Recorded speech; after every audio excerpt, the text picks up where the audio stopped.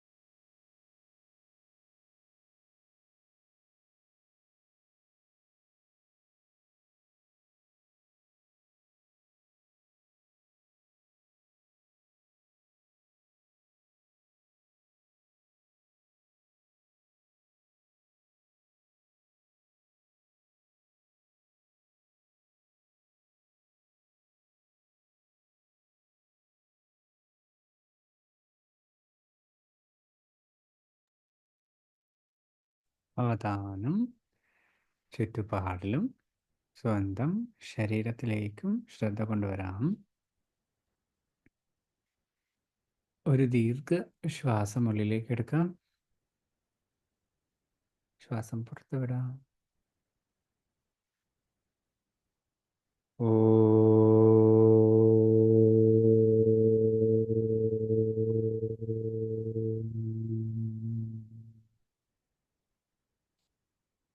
कायेन वाचा मनसेन्द्रिये वा बुद्ध्यात्मना वा प्रकृतिस्वभावा करोमि यत् सकलं परस्मै गुरुदेवपादेषु समर्पयामि.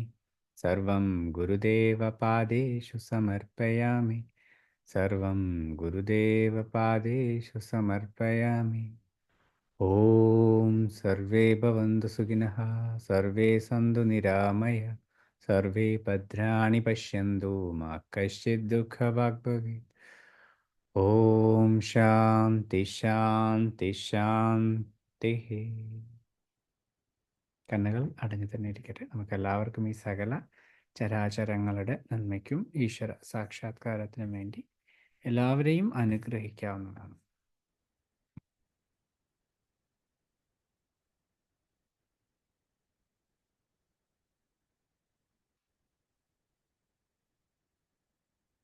പൂർണ്ണമെന്ന് തോന്നുമ്പോൾ സാവധാനം നിങ്ങളുടെ കണ്ണുകൾ തുറക്കാം.